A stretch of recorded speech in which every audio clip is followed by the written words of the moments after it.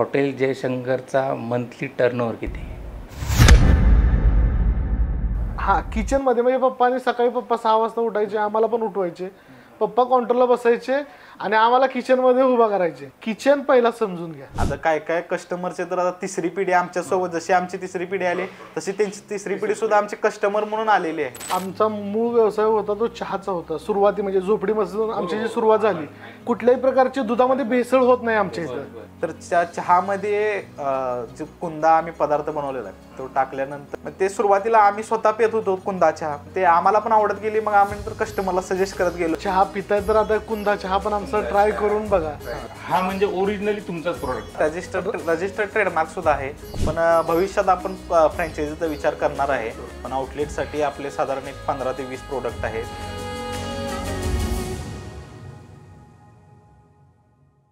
नमस्कार सर. नमस्कार. नमस्कार.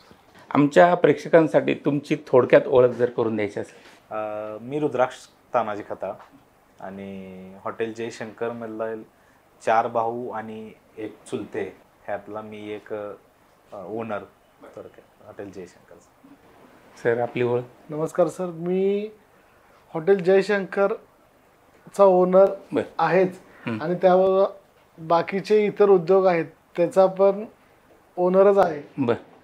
बरं याच्यासोबत कुठले बाकीचे उद्योग तुमचे आहेत? बाकीचे आता आपण सर जयशंकर पेट्रोलियम नावाने आपण आता पेट्रोल पंपाचं आपलं काम पण सुरू आहे आणि त्याच्यासोबत रुक्मिणी व्हेज म्हणून फक्त जेवणासाठी स्पेशली आपण नवीन आता त्यावर काम चालू आहे.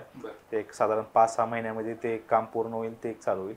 आणि रुक्मिणी मसाले म्हणून मसालामध्ये डंक्यावर कुटलेले मसाले जे ग्राइंडरमधून आलेले नाही, तर ते डंक्यावर त्याला जुन्या पारंपरिक पद्धतीनं जसं बनवत होते, कढईवर त्या मसाले भाजून आणि त्यानंतर त्याला डंक्यात कुटलं जायचं, तर तशा पद्धतीनं आपण मसाल्यांमध्ये रुक्मिणी मसाले या नावाने आपण त्यात येणार आहे. आणि जयशंकर फूड्स म्हणून एक असा प्लॅटफॉर्म आहे की ज्याच्या थ्रू आपण घरपोच डिलिव्हरी करतो आणि मार्केटिंगसुद्धा आता डिस्ट्रीब्युशन चॅनलसुद्धा सेटअप करतो. त्या अनेक लोकांना जो एक प्रश्न पडलेला आहे तो एक मला तुम्हाला प्रश्न असा विचारायचा आहे की हॉटेल जयशंकरचा मंथली टर्नओव्हर किती? सर आता टर्नओव्हरचं जर बोलायचं झालं, आता आमची तिसरी पिढी आहे इथं की आम्ही सुद्धा अजून जयशंकरचा मंथली टर्नओव्हर किंवा दिवसाचा असू दे ते आतापर्यंत कधीच काढलेलं नाही. आमचं आजोबांचं असं सांगणं होतं की बाबा छोट्या छोट्या गोष्टीचा विचार नाही करायचा, संकुचित बुद्धी आपल्या हॉटेल व्यवसायामध्ये नाही चालत. जसं की आपण एखाद्या गोष्टी छोट्या छोट्या जर बघत गेलो तर आहे ना ह्याच्यामध्ये भरपूर असं नुकसान होणाऱ्या वगैरे गोष्टी आहेत. त्यामुळं आपण तो विचार टर्नओव्हरचा करायचाच नाही. टर्नओव्हर कस्टमरचा विचारू शकता तुम्ही, कस्टमरचा टर्नओव्हर किती ते विचारू शकता. आणि हे चालू जे आहे तुम्ही सेल किती करता ते विचारू शकता. पण टर्नओव्हर मध्ये तसं कधी काढलं नाही आणि कधी आम्ही काढणार पण नाही टर्नओव्हर. बरं याच्या मागचं कारण काय? म्हणजे टर्नओव्हर न आजी कस्टमरला खुश ठेवत जायचं, कस्टमरला जे सर्व्हिस पाहिजे, क्वालिटी पाहिजे तेच क्वालिटी देत राहायचं आणि पैशाचं काय, पैसे येत राहतात जात राहतात. खूप स्मार्टली उत्तर दिलेलं तुम्ही याचं. मला पुढचा असा प्रश्न होता की म्हणजे आम्ही याआधी म्हणजे महाराष्ट्रात कुठेही ही गोष्ट आम्ही कधीच ऐकली नाही, तो म्हणजे कुंदा चहा. तर हा कुंदा चहा काय प्रकार आहे नक्की? कुंदा चहा हा आपले प्रोडक्ट होते मेन. पहिल्यांदा खवा हा मेन प्रोडक्ट आणि चहा पण आपला पहिल्यापासूनच सुरुवातीपासूनच एक आपली ओळख राहिलेली आहे चहाची. तर चहामध्ये जो कुंदा आम्ही पदार्थ बनवलेला आहे तो टाकल्यानंतर त्याची टेस्ट जी पहिली चहाची टेस्ट तर एक नंबर होती. ते कुंदा टाकल्यानंतर तर मग ते अप्रतिम चव अशी ते होती. मग ते सुरुवातीला आम्ही स्वतः पित होतो कुंदा चहा, की चहामध्ये कुंदा टाकल्यानंतर कसं लागतंय ते कुंदा. ते आम्हाला पण आवडत गेली, मग आम्ही नंतर कस्टमरला सजेस्ट करत गेलो की तुम्ही हे ट्राय करून बघा एकदा. चहा पिताय तर आता कुंदा चहा पण आमचा ट्राय करून बघा आणि त्यातूनही कुंदा चहाची सुरुवात झाली. याचा जन्म हा तुमच्याकडे झाला, तुमच्या हॉटेलवरती झाला? 100%. ओके. आणि याची क्वालिटी मेंटेन करण्यासाठी तुम्ही काय करता? कुंदा चहाची मेन म्हणजे सगळे क्वालिटी मेंटेन करण्यासाठी एकच फॅक्टर असतो, तो म्हणजे क्वालिटी. ते प्रोडक्ट वापरल्यानंतर क्वालिटी ही आपोआप येते. नाही म्हणजे माझा याच्या मागचा विचारण्याचा उद्देश असा होता की मी हा चहा तुमचा विदाऊट कुंदा पण ट्राय केला तर त्याचीही तेवढीच म्हणजे जबरदस्त टेस्ट आहे. तर त्याच्या मागचं रिझन काय आहे? म्हणजे आमचा मूळ व्यवसाय होता तो चहाचा होता. सुरुवाती म्हणजे झोपडीपासून आमची जी सुरुवात झाली आपण ऐकलं ती चहा खवा ह्या दोन्ही गोष्टींची सुरुवात झाली. आपण जे दूध घेतो हे डायरेक्ट कस्टमर पासून आमचा माणूस स्वतः त्यांच्या घरापर्यंत जातो आणि त्यांचे जे म्हैस वगैरे गायचं दूध तर आपण वापरत डेअरीसाठी जसं कलेक्शन केलं जातं collection. तसं तुम्ही आपण एकदम डायरेक्ट म्हशी Direct म्हणजे आमचा गोठ्यातून आपल्यापर्यंत गोठ्यातून डायरेक्ट आपल्यापर्यंत येतं आपल्यापर्यंत आणि येतं. फक्त म्हशीचं दूध असतं. ओके ओके आणि म्हशीचं दूध हे चांगल्या क्वालिटीचं असल्यामुळं बरं. त्याला मेन प्रोडक्ट चहाचा काय आहे तर तो दूधच आहे. दूधच आहे. आणि दुधामध्ये साखर तर काय नॉर्मलच आहे, चहापत्ती नॉर्मलच आहे. ते टाकल्यानंतर जी चव येते ती सगळी दुधावर. म्हणजे थोडक्यात काय आम्ही कुठल्याही प्रकारची दुधामध्ये भेसळ होत नाही आमची बरं बरं भेसळ. त्यामुळे आहे ना ती जी मेन क्वालिटी आहे की आहे ना भेसळ ही कुठल्याही प्रकारची भेसळ आपल्यापाशी नाही. मग तिथून ते दुधाचं प्रोडक्शन आपण जर शिल्लक राहिले की मग आम्ही खव्याची निर्मिती चालू केली. मग खव्यातून आहे ना साखर टाकून कुंदा तयार झाला आणि मग कुंदा मेन जो दूध जे आलं ते प्युअर क्वालिटीचं आल्यामुळे कुंद्याची टेस्ट सुद्धा तशीच राहिली. आणि त्यातून आपण जो कुंदा आणि चहा ह्याचं मिश्रण परत केलं आणि तो कुंदा चहा आणि क्वालिटीच्या मागचं मूळ कारण हे की डायरेक्ट आपण ग्राहकापासून डायरेक्ट घेतो. मग हा म्हणजे ओरिजिनली तुमचाच प्रोडक्ट आहे तुमचा, म्हणजे हा ट्रेडमार्कच आहे तुमचा. रजिस्टर्ड ट्रेडमार्क सुद्धा आहे. हो अरे वा. आणि कुंदाच्या नावाने दुसरे कोणी चालू केलं तर त्यांच्यावर आपल्याला कायदेशीर कारवाई सुद्धा करता येईल. दुसरे कोणी करू नाही शकत, तुम्ही कॉपी नाही करू शकत. पण जर कोणाला याची फ्रँचायझी जर घ्यायची असेल तर फ्रँचायझीचं सध्या त्या मॉडेलमध्ये आपण गेलो नाही. जे आउटलेट आपण रन करतोय ते स्वतःच आपण रन करतोय. फ्रँचायझीच्या मॉडेलमध्ये गेल्यानंतर जे कारण की हे ब्रँड जो उभारलाय हा आत्ता नाही उभारला, हे आजी आणि वडिलांनंतर 55-56 वर्ष झाले. 55 तिसरी पिढी आज. तर हे ब्रँड ते तयार झालेलं आहे आता. तर ह्याला कुठं सुद्धा काय म्हणजे बरोबर गालगोट लागू नये किंवा क्वालिटी मेंटेन राहू नये यासाठी आहे. पण भविष्यात आपण फ्रँचायझीचा विचार करणार आहे. आपण आधी स्वतः आउटलेटवर कसा रिस्पॉन्स येतोय, काय येतोय आणि कशा प्रकारे क्वालिटी मेंटेन ठेवू शकतो आपण, या गोष्टी सगळ्यांचा विचार झाल्यानंतर आपण पुढे फ्रँचायझीचा विचार करणार आहे. मग चहा सारखे असे पण आणखी काही प्रोडक्ट आहेत का जे तुमच्याकडूनच तयार झालेले आहेत, म्हणजे ओरिजिनल तुमच्यापासून सुरुवात झाली? मूळ म्हणजे लांबोटी चिवडा आणि मुद्दा शेंगाची चटणी. सोलापूरची शेंगाची चटणी ही प्रसिद्ध आहे, पण मुद्दा शेंगाची चटणी ही जी आहे ना ह्याची सुरुवातच आपण केली. म्हणजे इतर ठिकाणी आहे ना डंक्यामध्ये कुठल्याला जे चटण्या आहेत ते डंक्यामध्ये येतात, पण आहे ना आपण आहे ना उखळामध्ये कुटतो आणि त्याच्यामुळं त्याला एक वेगळीच चव येते त्या चटणीला. आणि ते मेन कारण आहे आपल्या चटणी मागचं. आणि लांबोटी चिवडा हा म्हणजे ह्याची सुरुवातच पहिला आपण केलेली आहे. आणि हा अगोदर कुठं भेटत पण नव्हता. मका पोह्याचा चिवडा हा भेटत होता, पण लांबोटी चिवडा जो आहे तो त्याची सुरुवात आपण केली. आणि त्याच्यामधले जे मसाले आहेत ते म्हणजे ते आमच्या आजोबा आणि आजींचे आहे ना त्यांच्या कल्पकतेनं ते तयार केलेला मसाला आहे. मग आत्ता आपल्या ज्या आउटलेट आहेत, ज्या ब्रँचेस आहेत, तर तिथं असे एकूण किती प्रोडक्ट आपण सेल करतो? साधारण प्रोडक्ट बघायला गेलं तर तसे आपल्या हॉटेलला भरपूर प्रोडक्ट आहेत, साधारण 30 पर्यंत प्रोडक्ट जातील. पण आउटलेटसाठी आपले साधारण एक 15 ते 20 प्रोडक्ट आहेत. आणि आउटलेटचे प्रोडक्ट सुद्धा आता वाढवण्यावर आमचा भर आहे. तर त्यासाठी जे मशिनरी लागते ते घेणार. कुंदा हा जास्त काळ न टिकणारा पदार्थ आहे, पण आता मशिनरी आणून कुंदा सुद्धा आपल्याला आउटलेटवर ठेवता येईल आणि जास्त प्रकारे सेल करता येईल, यावर पण चालू आहे. नाही तसं म्हणजे जसं आम्ही व्हिडिओत बघतो किंवा आम्ही इथं व्हिजिट केल्यानंतर ही जी गर्दी बघतो आणि सतत म्हणजे तेवढीच गर्दी ती मेंटेन केलेली आहे, ती टेस्ट मेंटेन राहिलेली आहे, ते मसाले मेंटेन राहिलेले आहेत, सगळ्याच गोष्टी तुम्ही व्यवस्थित मेंटेन केलेल्या आहेत. तर आता जी वाढती गर्दी डिमांड आहे याच्यासोबत तुम्ही मॅनपॉवर वाढवताय, बाकी सगळ्याच गोष्टी तुम्हाला वाढवणं गरजेचं आहे. तर मग हे सगळं तुम्ही कसं मॅनेज करताय? सर म्हणजे आता म्हणजे आमची तिसरी जरी पिढी असली तरी आमचे जे घरातले जे आहे ना महिला वर्ग आहे तो तिसरी पिढी झाला तो अजून किचन मध्येच आहे. म्हणजे किचन मध्ये जो माल बनतो हे त्यांच्या पूर्ण देखरेखीखाली बनतो. आणि तिथून हे जे आता पूर्ण एवढी गर्दी आहे ते आता जरी तुम्ही आहे ना माझ्या किचन मध्ये जाऊन बघितलं तर माझी मम्मी काकू तिथं आहेतच. मग ते त्यांच्या पूर्ण आहे ना दृष्टीखाली ते सगळं तिथलं काम चालतं. आणि हे सगळं मेन म्हणजे आजी पण आमची, आता आजी जरी सगळं एवढं वैभव उभं केलं किंवा आता आम्ही जरी कॉन्ट्रोवर बसलेलं असलं तरी आजी आहे ना कंटिन्यू पाठीमागं असायची, म्हणजे किचनमध्ये असायची आणि ती सगळं तिथून सगळा किचनचा जो स्टाफ आहे तो ती मेंटेन करायची पूर्ण. तर आजीवरून मला एक प्रश्न असा होता की आजीची अशी एक काही स्पेसिफिक आठवण आहे का तुमच्या, म्हणजे व्यवसायामधली एक ती गोष्ट तुम्ही त्यांच्याकडून शिकलात अशी? आजींचं मेन एक शिकवण जी आमच्या कायम असेल, जी वडिलांना आली आणि वडिलांनंतर आम्हाला आली, ते म्हणजे कस्टमर हा देव माणूस आहे आणि जे देवाला आपण जी एखादी गोष्ट जशी देतो प्रेमाने आणि चांगली पद्धतीने बनवून आपण एखाद्या देवाला खाऊ घालतो, तसंच आपल्या कस्टमरला सुद्धा तेवढ्याच चांगलं फक्त खाऊ घालायचं, बाकी काही सुद्धा नाही.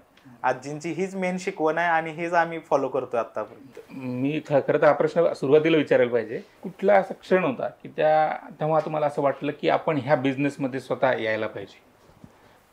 सर माझी सुरुवात तर म्हणजे आहे ना, मी पुण्यामध्ये स्पर्धा परीक्षेची तयारी करत होतो आणि मी इथं पप्पांनी मला सांगितलं की कॉन्ट्रोवरती लक्ष दे, कारण घरात मोठा होतो, सगळे बाकी शिकायला होते. माझा छोटा भाऊ आहे अनिरुद्ध म्हणून, तो कॉन्ट्र सांभाळत होता आणि त्याला मदतीला कोण तर पाहिजे होतं. मला वडिलांनी सांगितले बाबा तू लक्ष दे. मग ते माझं म्हणजे तिथून खरी सुरुवात जी म्हणजे 2016 पासून माझी ही सुरुवात आहे म्हणजे व्यवसायातली की. आणि सुरुवात करताना पण आहे ना डायरेक्ट कॉन्ट्रोवरती नाही बसवलं, आम्हाला पहिल्यांदा किचनमध्ये पाठवलं. किचनमध्ये समजून घेतलं आपण आधी. हा किचनमध्ये म्हणजे पप्पानी सकाळी 6 वाजता उठायचे, आम्हाला पण उठवायचे, पप्पा काउंटरला बसायचे आणि आम्हाला किचनमध्ये उभा करायचे. आम्हाला प्रत्येक वेळेस सांगणं हे असायचं की आहे ना किचन पहिला समजून घ्या. जेव्हा तुम्ही किचन समजून घेता तेव्हा तुमची क्वालिटी तुम्हाला लक्षात येईल. आपल्या प्रोडक्टवरचं जे काय आपलं म्हणजे कशा पद्धतीनं बनतंय हे तिथून मूळ आहे ते किचन आहे. किचन फक्त लक्ष द्यायचं. नाही, खरंच खूप कौतुकाची बाब आहे की सगळे भाऊ मिळून हा ब्रँड पुढे घेऊन जातात. एक फॅमिलीचा खूप मोठा रोल आहे असं म्हणावं लागेल ह्या ब्रँडच्या मागे. हे एकाच काम पण नाहीये. हो हो बरोबर. ह्याच्या माग हे जरी दिसत असेल आणि 4 भाऊ जरी दिसत असलो तर ह्याच्या माग काका आहेत, आमचे काकू आहे, मम्मी आहे, आम्ही सगळेजण यात लक्ष देतोय आणि हे एकट्यानं सांभाळणं त्याचं ते तेवढं शक्य पण नाही. कारण कोणी एक जण असला तरी सांभाळू शकत नाही, कारण एवढा मोठा व्याप आहे हा की आम्ही सुद्धा म्हणजे आहे ना आम्ही जरी ठरवलं तरी नाही करू शकत. आणि आता आमचं पूर्ण आहे ना जॉईंट फॅमिली आहे, त्यामुळे आम्हाला सगळ्यांचा आहे ना सगळ्यांचा हातभार व्यवस्थित राहतो. 2 भाऊ आहेत, ते हॉटेल व्यवसाय, सगळे आम्ही म्हणजे प्रत्येकाचं काम प्रत्येकाने डिवाइड करून घेतले. मला एक असा प्रश्न होता की आता नाही म्हटलं तरी बऱ्याच वर्ष झाले तुम्ही हा प्रवास तुम्ही तुम्ही अनुभवलाय, म्हणजे बघितलाच नाही तर अनुभवलाय.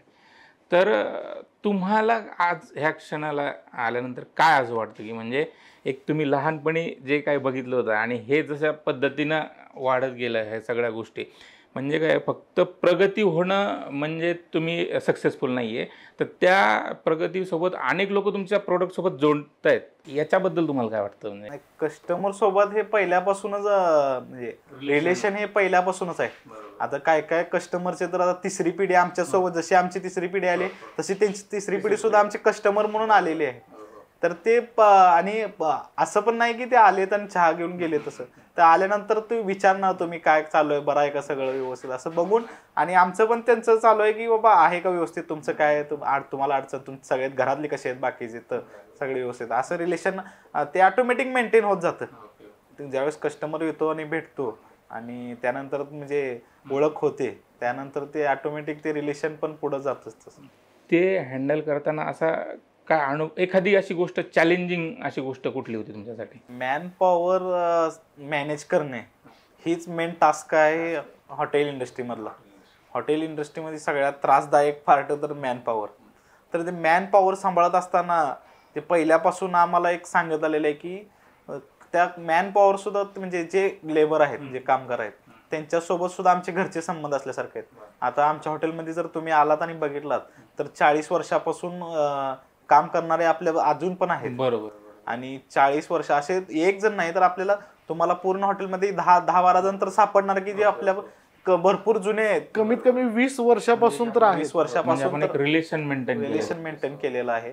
तर त्यांच्या सुखदुःखात सुद्धा आपण सामील होणं, त्यांना त्यांचं लग्न समारंभ असू दे, सगळ्या गोष्टीमध्ये मदत करणे, हे म्हणजे आपलं फॅमिलीच आहे. खरंय. आणि लेबरच आपलं फॅमिलीचा एक पार्ट आहे, म्हणूनच आपण ज्यावेळेस हे करतो त्यावेळेस ते ऑटोमॅटिक मेंटेन होत जातं. हा, माझं संपूर्ण नाव दत्तात्रय जनार्दन खांडेकर. मी बोपल्यावरनं 1989 मध्ये हॉटेलमध्ये आलो. ताईने मला आणलं कामाला आणि 1989 पासून आम्ही इथं काम करतोय. गिराक बी भरपूर असते आणि ताईने ही आम्हाला घरच्यासारखं सांभाळलं आणि आता बी तशीच परंपरा चालू आहे. गर्दी फुल असते आणि आम्हाला भरपूर सांभाळ केला. गिराक बी आम्ही व्यवस्थित बघतो. दुसरं असं होतं यालाच कनेक्टिंग असा, तर असं एखादा कस्टमरचा असा काही एक वेगळा काही अनुभव आहे का तुमच्यासोबत? म्हणजे वेगळा अनुभव येतात, बरेचसे अनुभव असे येतात की आता म्हणजे थोडक्यात काय सांगायचं, माझं शाखा नंबर 1 आणि शाखा नंबर 2 दुसऱ्या बाजूला आहे. हे दोन्हीचा माल एकाच ठिकाणी बनतो. बरोबर. दोन्हीचा माल एकाच ठिकाणी असताना म्हणजे शाखा नंबर 1 ला जो पिऊन म्हणजे पुरी भाजी समजा खाऊन गेलाय, मग तिकडं आल्यानंतर आहे ना, तो म्हणतो की बाबा तिकडच्या सारखी टेस्ट नाहीये. आमचं सांगण्याचा प्रयत्न काय असतं की बाबा माल हा एकाच बाजूला बनतोय, म्हणजे कस्टमर बरोबर. पण टेस्ट आहे त्याचा जो माइंडसेट तो ठरवून आलेला असतो की जयशंकर. मग ते जरी आमची जरी शाखा असली तरी आहे ना, दुसऱ्या बाजूला जेव्हा दुसऱ्या ह्याच्यामध्ये जातो तेव्हा तो आम्हाला डाऊटफुली विचारतो की बाबा त्यासारखी टेस्ट इथं नाहीये. हा म्हणजे ग्राहकांसोबत आहे ना आलेले, म्हणजे कमीत कमी आम्ही समजून सांगायचा त्याला प्रयत्न करतो की बाबा एकाच ठिकाणी बनतंय. चिवडा पण एकाच ठिकाणी बनतो, आमचे सगळे प्रोडक्ट एकाच ठिकाणी बनतात. म्हणजे शाखा आता जरी आम्ही वाढवत असलो, आता 4 जरी शाखा झाल्या तर माल हा एकाच ठिकाणी बनतो. मग आता नाश्त्याचं जर बोलायचं गेलं तर आहे ना, इकडं पण नाश्ता आहे, त्या बाजूला पण नाश्ता आहे, पण सगळं जे मटेरियल इव्हन आहे ना, आपलं सांबर जे असतं इडलीचं ते पण एका बाजूला, पुरीची भाजी एका बाजूला, पावभाजीची भाजी जी आहे ती एका बाजूला, सगळे एका बाजूला. पण तिथं कस्टमरला फेस करताना आम्हाला पण थोडं चॅलेंजिंग होतं की बाबा ह्याला टेस्ट कशी काय वेगळी लागली तिकडच्या विषय, कारण एकाच ठिकाणी बनतं ही गोष्ट. आता असं म्हणतात आपल्यात की आहे ना, वर्षभर काही नवीन करायचं नसतं. म्हणजे आजी आणि कोणी आपल्या घरात वारलं तर नवीन काय करायचं नसतं. पण आम्ही तेव्हा हॉटेल मोठं करायचा निर्णय हे 1 वर्षाच्या आतमध्ये घेतला होता. म्हणजे पूर्ण म्हणजे ना की बाबा वारल्यानंतर 3-4 महिने आम्हाला गेले सगळ्या गोष्टींना सावरायला वगैरे, आणि तेव्हा आम्ही आहे ना हॉटेल एक्सपांड करायचं. आम्हाला लोक म्हणत होते की आहे ना बाबा काय नवीन करायचं नसतं, 1 वर्ष काय. पण तेव्हा असं झालं की आहे ना, म्हणजे लोकांच्या बोलण्या असे येत होते की बाबा आता हे सगळं संपलं. म्हणजे हे आता जे आमचे 2 बॅकबोन जे होते ते 1 महिन्याच्या आतमध्ये 31 मार्च 2021 ला वडील वारले आणि 4 मे ला आजी वारली आमची.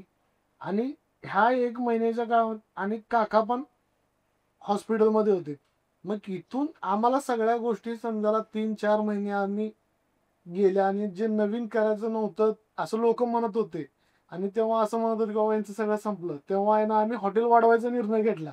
आणि तो आमच्यासाठी जो मेन टर्निंग पॉइंट म्हणजे आमच्या जी 3री पिढी आहे आमची, त्या सगळ्यांचा टर्निंग पॉइंट आम्ही तो वर्षाच्या आत जो हॉटेल वाढवायचा जो निर्णय घेतला तो आमच्यासाठी म्हणजे खूप टर्निंग पॉइंट ठरला. आणि त्या फेज मध्ये आम्ही जे काही निर्णय गेले ते एकदा म्हणजे आहे ना 100% सक्सेस झाले. म्हणजे अशी कुठलीही चुकीचे निर्णय आम्ही आमच्याकडून घेतला गेलेला नाही. आणि मेन म्हणजे आम्ही जरी 2 सख्याने 2 चुलत भाऊ जरी असले, आमच्यामध्ये बॉन्डिंग आम्ही व्यवस्थित ठेवला आणि सगळ्या गोष्टी आम्ही फेस करत गेलो. त्यातून ती मेन गोष्ट आहे आमचं म्हणजे आहे ना.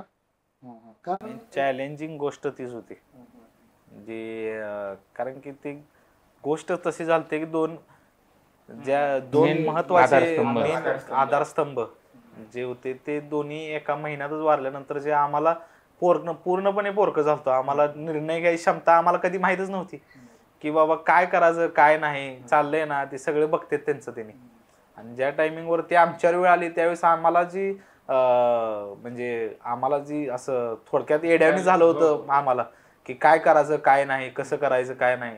पण त्या गोष्टी त्यांनी आम्हाला आधीपासूनच थोड्या थोड्या गोष्टी शिकवल्या होत्या की तुम्ही करू शकता, ह्या गोष्टी तुम्ही करू शकता. हे त्यांचा आशीर्वाद एक आमच्या पाठीमागे कायम अजून सुद्धा असल्यासारखं आहे. आणि जशी त्यांनी आम्ही जे निर्णय घेतले ते सक्सेसफुल झाले, ते त्यांचाच आशीर्वाद आहे. म्हणजे मला असं आठवतं की आहे ना, आम्ही एक कार्यक्रम होता आणि मला कार्यक्रमाला जायचो. मग काकांची चेन होती गळ्यातली सोन्याची आपली, ती मी मागायला गेलतो आजीला सहज असं की बाबा मला चेन दे, कार्यक्रमाला जायचंय. मग तेव्हा मला असं आठवतं की आजीने मला त्यावेळेस एक उत्तर दिलं होतं की स्वतः कमव आणि स्वतः घाल. म्हणजे हे आजींची म्हणजे आहे ना जे शिकवणच होते आमच्या थोडक्यात की बाबा हे कर. किंवा आहे ना आम्हाला माझा पहिला व्यवसाय तसं बघायला गेलं तर मला डेअरी टाकून दिली. डेअरी टाकल्यानंतर मला गावातल्या लोकांशी म्हणजे ओळख, लोकांचे स्वभाव, म्हणजे 100-150 लोकांचा स्वभाव कळायला मदत झाली. आणि डेअरी हा असा व्यवसाय आहे की आहे ना जिथं पैशापासून बघितलं जातं, म्हणजे पैशामध्ये हिशोब आहे त्याचा पूर्ण, 20 पैसे 30 पैसे असे त्याचं आहे ना. त्यामुळे ती एक शिकवण आम्हाला आहे ना, म्हणजे बारकावे आपल्याला व्यवसायातले समजले. बारकावे मेन. कारण आमचं पूर्ण म्हणजे जो डेअरीमध्ये माझा जरी व्यवसाय पहिला डेअरी असला तरी आहे ना, ते घालण्यामागचं कारण हे मला आता समजते की बाबा त्या डेअरीमध्ये गेल्यानंतर दुधाचं जे काय आपण आयटम पूर्ण बनवतोय, आपला चहा झाला किंवा कुंदा झाला, मलई बर्फी झाली, हे ते त्यामागे ते कारण होतं की दुधामधले जे आपलं भेसळ आहे ते ओळखायला शिकायचं. किंवा त्यामध्ये ती प्रोडक्टिव्हिटी वाढली पाहिजे आपल्या प्रोडक्टची. तर तिथंही आपला एक माणूस असणं गरजेचं. जसं किचनमध्ये आहे, काउंटरला आहे, तर तसं जिथून आपल्याला सगळा माल सप्लाय होतोय तर तिथंही आपला एक माणूस असणं गरजेचं आहे. म्हणजे आजीचा एवढा म्हणजे आहे ना दुधाच्या बाबतीत एवढा म्हणजे आहे ना अभ्यास झालेला होता. ती 2 बोटावरती आहे ना दूध घेऊन चेक करणार आणि ते म्हणजे तिला कळत होतं की त्याचं फॅट किती आहे. मग थोडक्यात 2 बोटं म्हणजे तिची ती फॅटची मशीन असल्यासारखीच होती की ते चेक केल्यानंतर पाणी किती घातलं त्याने ते तिला समजून यायचं बरोबर आजीला. मग ह्या गोष्टी पण त्याने आम्हाला थोड्या थोड्या शिकवत गेल्यामुळे आम्हाला हे आता जे आहे हे ह्या छोट्या छोट्या गोष्टी मध्ये शिकवल्यामुळेच आहेत त्याने. एक हॉटेल व्यावसायिक म्हणून आपल्याला काय चॅलेंजेस आहेत, किंवा मला जर उद्या हॉटेल व्यावसायिक म्हणून हे करायचं असेल, सुरुवात करायची असेल एक उद्योजक म्हणून, तर तुम्ही मला काय सल्ला द्याल? पण सर म्हणजे आमची पण सुरुवात तेव्हा आमचं एक छोटंसं हॉटेल होतं, कॅन्टीन होती. पण तेव्हा आमच्या आजोबांनी आपलं डोंबारी खेळ म्हणतात की बाबा दगड उचलणे, हातावर टाकणे, अशा प्रकारचे खेळ करून गरजेचं. म्हणजे त्याला आता स्पेसिफिक शब्द आलाय मार्केटिंग. तुमच्याकडे क्वालिटी असलं तरी आहे ना कस्टमर यायला पाहिजे. तुम्ही पूर्ण क्वालिटी देता मान्य, पण कस्टमर पण यायला पाहिजे. हा, मग त्यासाठी आजोबांनी हे वेगवेगळ्या प्रकारचे खेळ केले आणि ते क्वालिटी आणि ते आलेला कस्टमर हा आजपर्यंत जपून ठेवणे, म्हणजे त्याचे जे प्रॉब्लेम्स आहेत ते समजून घेणे. जरी आपल्याकडे चुका होत असतात, एवढा मोठा आपण व्यवसाय करतो म्हटलं चुका ह्या होत असतात, पण त्या चुकातून त्याची पण समजूत काढणं आणि आपण पण त्यात सुधारणा करणं हे पण गरजेचं आहे. मग जसं आजोबा एक त्या काळात त्यांच्याकडे जे उपलब्ध साधनं होते त्यातून जे ज्या पद्धतीने ते त्यांच्या प्रोडक्टची मार्केटिंग करत होते कस्टमर अट्रॅक्ट करण्यासाठी, तर तसं आत्ताची पिढी काय करते? तर मेन जे आहे ते सोशल मीडिया. बरोबर. जे प्रत्येकाच्या हातात मोबाईल आहे आणि मोबाईलवर सगळं चालल्यासारखं आहे. तर त्या सोशल मीडियावर ऍक्टिव्ह राहणे हे आता आपलं सध्या मेन मार्केटिंगसाठीचं मेन आहे. आणि त्याच्यावरच आपण फोकस केलेला आहे मार्केटिंगसाठीचा. म्हणजे सोशल मीडिया पण आहे ना आम्हाला थोडा उशीर झाला तसं म्हणायला गेलं तर. ट्रेंडिंगवरचे धंदा हा ट्रेंडिंगवर आपण जे करतो ते थोड्या दिवसांनी, आता इंस्टाग्राम जरी असलं सोशल मीडियावर ट्रेंडिंगवरचे आहेत, ते नंतर थोड्या दिवसांनी आपण बघतो की आहे ना त्याचं काहीच राहिलेलं नाही. आपण उशिरा उतरलो याच्यामध्ये कारण आपला बेस होता क्वालिटीचा आणि मार्केटचा. त्याचा फायदा आपल्याला सोशल मीडियामध्ये पण झाला. लोकांचं प्रेम मिळालं आपल्याला. म्हणजे जुना आपलं जे आपली डॉक्युमेंटरी होती काही महिन्यांपूर्वी आपण जी बनवली, म्हणजे आम्हाला एक खूप मोठं आश्चर्य की 40 लाख लोक जर बघत असतील तो व्हिडिओ, तर मग ही म्हणजे काय क्रेज असू शकते एखाद्या हॉटेलची. आणि 58,000 शेअर आहेत त्या व्हिडिओला. नाही ते लोकांचं प्रेम आणि हे आतापर्यंत पूर्ण कस्टमर जे कमवले ते हो हो हॉटेल जयशंकर हे फक्त आता गर्दी दिसते. हो हो हो. पण हे मला ज्या असं वाटतं timing ला- याच्यामध्ये ना खूप फॅक्टर आहेत. म्हणजे तुम्ही जपलेले रिलेशन हे सगळ्यात मोठं फॅक्टर आहे. त्याच्यासोबत तुम्ही जी क्वालिटी मेंटेन केली ती एक गोष्ट आहे. आणि मुळात लोकांना म्हणजे आपण म्हणतो ना तर कंटाळवाना वाटली नाही ती गोष्ट. ते नाविन्य तुम्ही सातत्य जे ठेवलं ते ही गोष्ट खूप महत्वाची आहे. मला आहे ना म्हणजे आठवतं की आहे ना पुण्यामधलं जे आपलं शॉप ओपन झालं तिथे आहे ना एवढे मोठे सेलिब्रिटी बिझनेसमॅन येऊन गेले तिथं त्या शॉपवरती. म्हणजे आम्ही पण म्हणजे आतापर्यंत आम्ही कधी विचार केला ना, मग ते आम्ही तिथं नसतो, माझा मित्र तिथं असतो आणि तिथं एक मोठे व्यावसायिक म्हणजे आहे ना आपल्या पूर्ण भारतात ते तिथं सकाळी 7:30 वाजता चहा प्यायला आले होते तिथं त्या शॉपला. आणि चहा पिल्यानंतर त्यांनी सांगितलं की आहे ना मी युट्यूबला तुमचा एक व्हिडिओ बघितलाय आणि तो बघून मी तिथं आलो, काय स्पेशल चहा झाली. म्हणजे तुमचा जो आपला जो व्हिडिओ तुम्ही केला तो शेअर झाला ना, असे काही जे म्हणजे मोठे हो, हो, उद्योग ते हो. आपल्यापर्यंत पोहोचले. ही खूप मोठी पोचपावती असते आपल्या कामाची. खरंच खरं नाही याचं बाबतीत तुमचंही तेवढंच कौतुक करावं लागेल की तुम्ही ह्या सगळ्या गोष्टी व्यवस्थितरित्या मेंटेन करताय. आपल्या याच्यामध्ये आणखी काय नवीन प्रोडक्ट आम्हाला मिळणार आहेत? आपले प्रोडक्ट चिवडा आणि शेंगा चटणी तर आहे. त्यासोबत आता आपण तर मी मागच्या वेळेस आलो होतो तेव्हा आम्हाला हे प्रोडक्ट दिसले नव्हते. जर आमच्या प्रेक्षकांसाठी पुढे घेऊन आम्हाला दाखवा ना आमच्या म्हणजे हे प्रोडक्ट आपल्या गावाकडचेच प्रोडक्ट आहेत. बरोबर. पण ह्याला एक मार्केटिंगचं रूप देऊ आणि हे प्रोडक्ट नवीन काढलेले. काळा मसाला. हा काळा मसाला बरोबर. आणि हे कांदा लसूण मसाला एक आहे आणि हा गोडा मसाला. हे मसाल्यांमध्ये आता जे आपण येतोय तर हे आहेत मसाल्यांमध्ये डंक्यावर कुटलेलेच मसाले सगळे आणि जे पारंपरिक पद्धतीने बनवलेले असतात. ग्राइंडर मध्ये येताना डायरेक्ट कसं ते पावडर होऊन येतं. बरोबर. तर ह्याला ते मसाल्यांमधलं मिश्रण होऊन व्यवस्थित तेल निघून कुटून बनवल्यानंतर ते तेल निघतं. तर ते तेलामुळं जी चव येते आणि स्मेल येतो हे वेगळा आहे. आणि बाकी चटण्या तर आहेत ना आपल्या आता लोणच्यांमध्ये आपण आलेलो आहे. हे प्रत्येक आता हे सगळे मसाले कुठेपर्यंत होतं म्हणजे अख्ख्या महाराष्ट्रात मिळणार तुम्हाला? नाही आपलं ऑल ओव्हर इंडिया तुम्हाला पॅन इंडिया तुम्हाला हे प्रोडक्ट भेटेल. मग जे लोक तुम्हाला भारताच्या बाहेरून बघतात त्यांना पण मिळणार काही प्रोडक्ट? त्यासाठी प्रयत्न चालू आहेत आता. नाही भारताच्या बाहेर सुद्धा मिळणार आणि आता इंडियात चालू आहे. आता भारताच्या बाहेर सुद्धा मिळणार तुम्हाला. हे लोणच्यामध्ये आहे. हे आंध्र म्हणजे स्पेशालिटी फक्त जे आपण वेगळा मसाला वापरून जे बनवलेलं आहे. बरोबर. आंध्र कैरी लोणचे आंध्र स्टाईल मध्ये जरा ते बनवलेलं आहे. तर ते आपल्या आणि बाकी आपल्याकडच्या लोकांना ही नवीन गोष्ट आहे. नवीन गोष्ट आहे आपल्याकडच्या लोकांना आणि त्याची चव सुद्धा वेगळी आहे. आणि अजून बघायला गेलं तर लसूण लोणचं एक म्हणजे हे पण एक चांगलं म्हणता येईल. लसूण आणि हेल्दी सुद्धा प्रोडक्ट म्हणता येईल असं आहे लसूण लोणचं. लसणाचे खूप फायदे आहेत हृदयासाठी ह्या गोष्टीसाठी. ते हेल्दीच आपलं डाएट आपल्या जे रोजच्या खाण्यात आलं पाहिजे ह्याकडूनच हे प्रोडक्ट. सर तुम्ही बघता आपली जवस चटणी पण आहे, ती पण हेल्थसाठी चांगली आहे. कारळ चटणी आहे ती पण. म्हणजे आपले जेवढे प्रोडक्ट आहेत ना ते हेल्थच्या दृष्टीने पण चांगले आहेत. घरगुती त्याला तुम्ही ठेवलंय अगदी. आणि त्याला ते डंक्यावर कुटून जे म्हणलं तसं ते कुटून बनवल्यामुळं ते प्रोडक्ट आहे. आणि इतर कुठले तुमचे आपले रेग्युलर म्हणजे रेग्युलर हे ते आपलं हे मेन प्रोडक्ट ज्याच्यामुळं हा सगळा ब्रँड निर्माण झाला.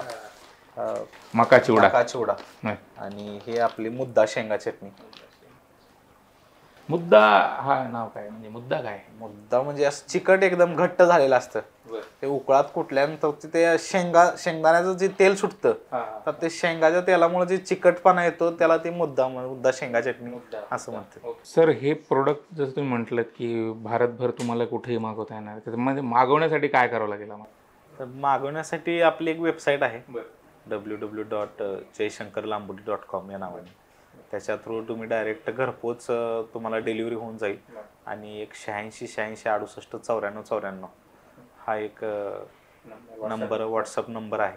त्याच्यावर तुम्ही मेसेज करून तुम्हाला हे घरपोच तुम्ही मिळवू शकता. मागू शकता.